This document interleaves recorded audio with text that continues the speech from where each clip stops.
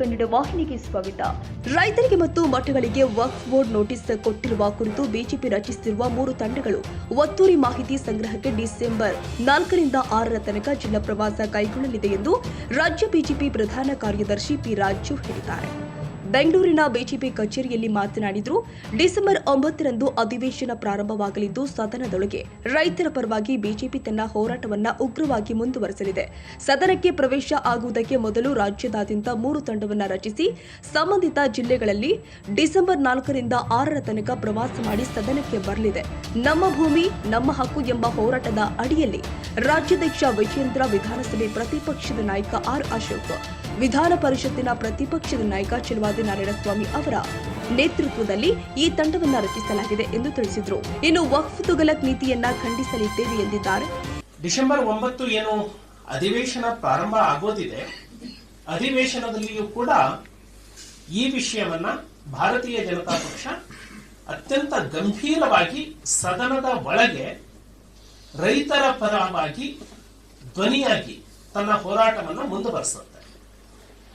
ಆ ಸದನಕ್ಕೆ ಪ್ರವೇಶ ಆಗೋದಕ್ಕೆ ಮುಂಚೆ ಮತ್ತೆ ರಾಜ್ಯಾದ್ಯಂತ 3 ತಂಡಗಳನ್ನ ರಚಿಸಿ ಆ 3 ತಂಡಗಳು ಆಯಾ ಸಂಬಂಧಿತ ಜಿಲ್ಲೆಗಳಿಗೆ ಹೋಗಿ ಅಲ್ಲಿ ಎಲ್ಲ ನೊಂದವರ ಜೊತೆಗೆ ಅವರ ಅಹವಾಲನ್ನ ಕೇಳಿ ಆನಂತರದಲ್ಲಿ ಸದನಕ್ಕೆ ಬರುವಂತಹ ತೀರ್ಮಾನವನ್ನ ಮಾಡಲಾಗಿದೆ.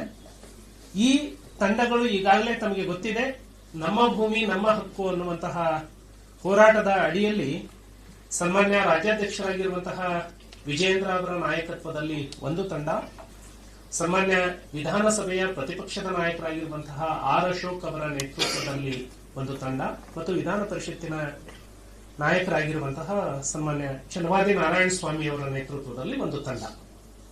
ಈ 3 ತಂಡಗಳಲ್ಲಿ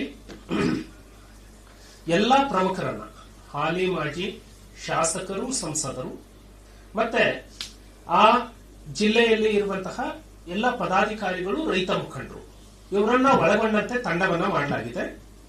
ಸೊ ಕೇಂದ್ರದಲ್ಲಿ ಈಗಾಗಲೇ ಅಧಿವೇಶನ ಪ್ರಾರಂಭಗೊಂಡಿರೋದ್ರಿಂದ ಸಂಸದರು ಅವತ್ತಿನ ಅಲ್ಲಿಯ ಎಷ್ಟು ಪಾರ್ಲಿಮೆಂಟರಿ ವಿಷಯಗಳು ಹೇಗಿರ್ತವೆ ನೋಡಿಕೊಂಡು ಭಾಗವಹಿಸುವಂಥದ್ದು ಆಗತ್ತೆ.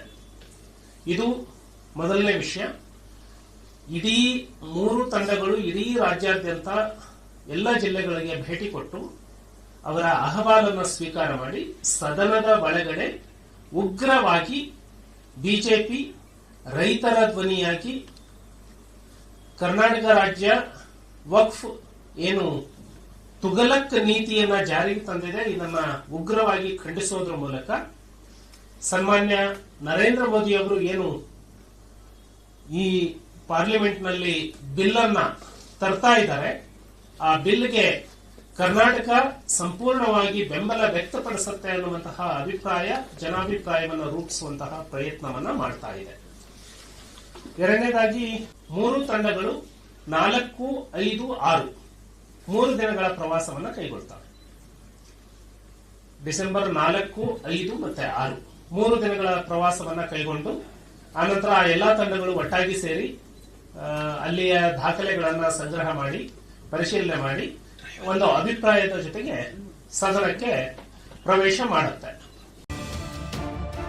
ತಾಜಾ ಸುದ್ದಿಗಾಗಿ ಎಂಟಿವಿ ನ್ಯೂಸ್ 24x7ಗೆ ಸಬ್ಸ್ಕ್ರೈಬ್ ಮಾಡಿ ಮತ್ತು ಬೆಲ್ ಐಕಾನ್ ಅನ್ನು ಒತ್ತಿ. ತಪ್ಪದೇ ಲಿಂಕ್ ಶೇರ್ ಮಾಡಿ.